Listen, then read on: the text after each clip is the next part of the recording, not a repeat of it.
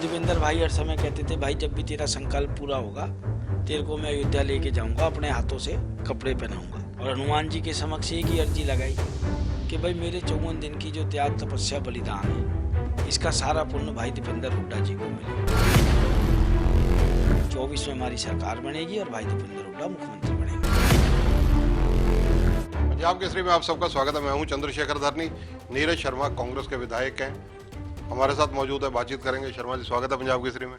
नमस्कार साहब। शर्मा जी, जो बीजेपी प्रभारी हरियाणा के बयान आए हैं, उसको लेकर आपकी टिप्पणी क्या है?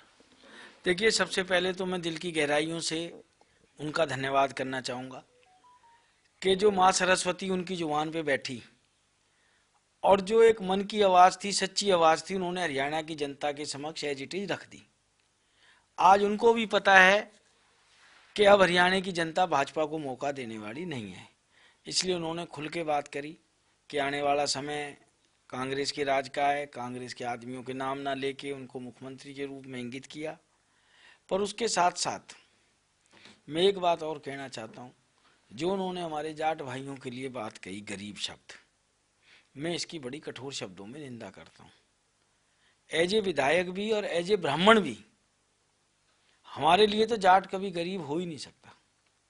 ब्राह्मण का 2 साल का बच्चा भी किसी जाट भाई के चला जाए और वो 70 साल के बुजुर्ग हों, वो भी उसको दूर से यही कहेंगे, दादा प्रणाम, दादा नमस्ते।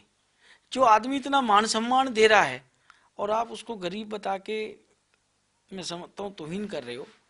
और ये जो उन्होंने शब्द कहे हैं, गलत कहे हैं। दूसरा, जिस हिसाब से उन्होंने गरीब की तुलना जेपी दलाल जी से की, और जो ये हरियाणा सरकार ट्रिपल पी लेके आई है, परिवार पहचान पत्र, जिसको मैं कहता हूँ पैरवी प्रणाम पैसा, जिन आदमियों की चाहे राशन कार्ड कट गए, चाहे पेंशन कट गई, पहले वो बेचारे पैरवी कराते हैं, फिर वो दफ्तरों में धक्के खाते हैं, प्रणाम करते हैं, फिर वो पैसे दे के अपनी पेंशन जुड़वा रहे हैं, राशन कार्ड जुड़वा रहे हैं। उसके हिसाब से जो गरीब की परिभाषा है, भाई दलाल साहब तो कहीं भी फिट नहीं बैठते। और दलाल साहब मेरे बड़े अच्छे मित्र हैं। और मैं तो कहूँ, विप्लव देव जी की जुबान पे ऐसी माँ सरस्वती आए, हमारे हिंदुस्तान के 140 करोड़ की जो जनता है, जो आबादी है, हे भगवान, हे परमपिता परमात्मा, सबको जयप्रकाश दलाल जी जैसा गरीब बना दे, देश में कोई समस्या ही नहीं बचेगी। और किसी भी समुदाय के लिए शब्द कहना, इसकी मैं कठोर शब्दों में निंदा करता हूँ। हर समुदाय में हर तरीके के व्यक्ति होते हैं। भूपेंद्र हुड्डा व दीपेंद्र हुड्डा जी को लेकर जो उन्होंने कहा, वो क्या है? देखिए, नाम तो उन्होंने नहीं लिया, आप जैसे पत्रकार साथी बता रहे थे, और आधे घंटे का उनका भाषण था।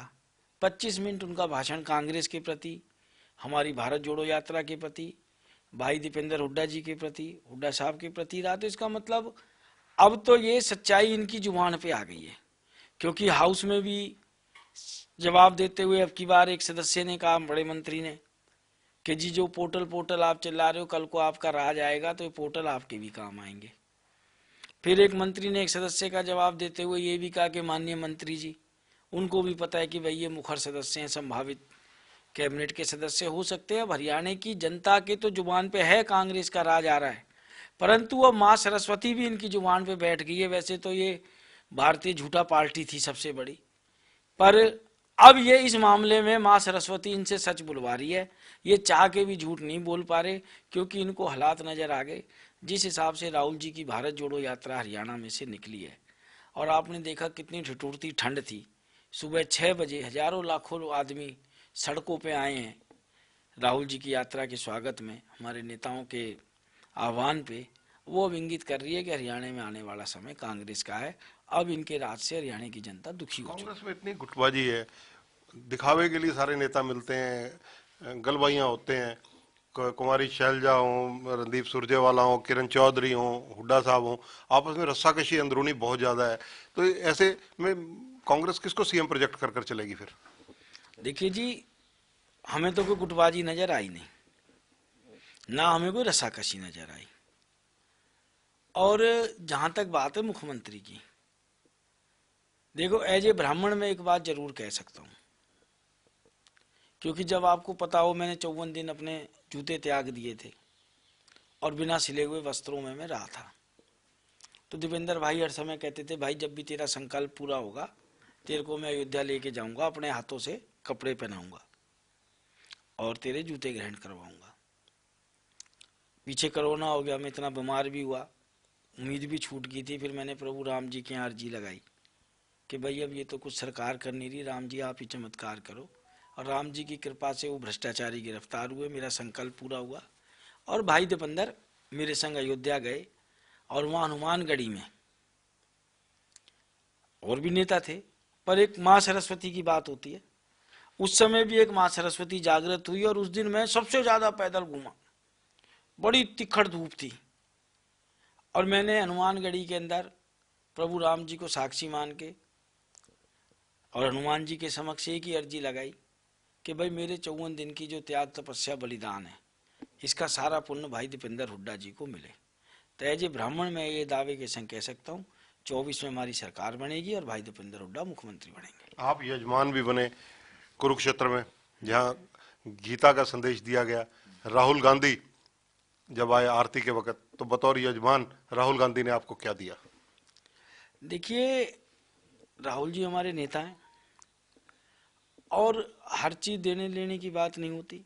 नहीं, ब्राह्मण की बात आप कर रहे हैं, ब्राह्मण एक यजमान के रूप में खड़ा हो, तो उस वक्त तो देखिए, जो पूजा करा रहे थे ब्राह्मण, उन सबको राहुल जी ने दक्षिणा दी। और सबसे बड़ी बात जो आपने या उसी पूजा के दरमियान देखी हो, जिस तन्मयता और लगन से राहुल जी ने ब्रह्म सरोवर के अंदर आरती करी है, जो वहाँ पर पूजा पाठ किया है और जब वो घुमाया है पूरा का पूरा जोत को लेके, बिल्कुल ऐसे लग रहा था कि जैसे पता नहीं कितने वर्षों से राहुल जी यहाँ पर पूजा कर रहे हैं। और हमें तो देखो प्यार ही दिया, राहुल जी ने अपना इतना समय दिया। सरकार के 3000 दिन पूरे हो चुके हैं। नीरज शर्मा का बतौर विधायक क्या सोचना है? देखिए, मनस्येकम कर्मण्येकम वचनस्येकम महात्मा नाम, मनस्सन्याद वचनसन्याद कर्मण्यन्याद दुरात्मा नाम। भाई हमें तो मन वचन कर्म से 3 साल में ये सरकार ऐसी नहीं लगी कि जिसमें एकता या एक रूपता नजर आती हो। बातें बड़ी बड़ी हैं, परंतु जब आप ग्राउंड जीरो रियलिटी पे जाओगे तो आपको बहुत फर्क नजर आएगा। जैसे मैं अपनी विधानसभा की बात करूं, सबका साथ सबका विकास की बात होती है। विधानसभा में प्रश्न लगाया मैंने, और मैं ऑन रिकॉर्ड बात करता हूं पेपर पे, आप सबको पता है। मैंने कहा जी HRDF के तहत कितना पैसा दिया गया और NIT 86 को कितना मिला। कसम से दिल ऐसा पत्थर बन गया जवाब देने वालों का, सरकार का। लिख दिया 0। और कई सौ करोड़ HRDF के तहत आवंटित हुआ।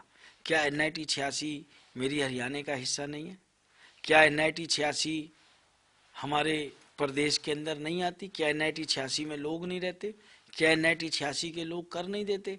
भाई साहब, आप 11 रुपए शगन के लिख देते कि चलो जी हमने HRDF के तहत 3 साल में 11 रुपए दे दिए, दिल को तसल्ली तो होती, खाते में 0 तो नहीं आता। सरकार की कथनी और करनी में बहुत जमीन आसमान का फर्क है। और आज की तारीख में आप देख भी रहे हैं कि ये जो PPP पैरवी प्रणाम पैसा उर्फ परिवार पहचान पत्र बनाए, बुजुर्ग धक्के खा रहे हैं। गरीब आदमी जिसको कल तक राशन मिल रहा था, आज राशन कट गया। बुजुर्ग की जो पेंशन का सहारा थी, वो सहारा उससे छिन गया। भैया पहले सारा सिस्टम दुरुस्त कर लेते, उसके बाद इस नई स्कीम को लागू करते। या प्रॉपर्टी ID की बात करो, जबकि मैं आपको बताना चाहूँगा कि जब सेशन के अंदर सबसे पहले परिवार पहचान पत्र को लेके मैंने प्रश्न लगाया, मुख्यमंत्री जी ने 27 मिनट जवाब दिया। उस समय कुछ मेरे भी साथी, अन्य दलों के भी साथी नाराज थे, नीरज क्या प्रश्न लगा दिया, आधा घंटा लग गया। क्योंकि रहता है हर MLA के प्रश्न होते हैं, घंटे का क्वेश्चन आंसर सेशन होता है, 30 मिनट मेरे एक ही प्रश्न पे लगेंगे, तो जाहिर बात है बाकी सदस्यों के प्रश्न कट जाएंगे। परंतु आज आप देखिए 90 MLA सारे के सारे इस परिवार पहचान पत्र से परेशान हैं, उनके इलाके के लोग परेशान हैं और हरियाणा का आम जनमानस परेशान है, ये मैं कहना चाहता हूँ। तो ये है नीरज शर्मा, विधायक हैं कांग्रेस के। इन्होंने जहां राहुल गांधी की यात्रा का जिक्र किया और कहा कि बहुत ज़्यादा एकता कांग्रेस में है और कांग्रेस एकजुट है, दूसरी तरफ इन्होंने जो सरकार का PPP है उसको लेकर कहीं ना कहीं राजनीतिक रूप से भी कटाक्ष किया और उसकी जो खामी है वो भी बताने की कोशिश की।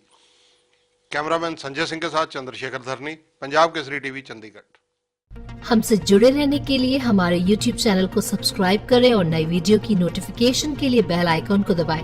अगर आप ये वीडियो Facebook पर देख रहे हैं तो लाइक जरूर करें और ज्यादा से ज्यादा शेयर करें। धन्यवाद।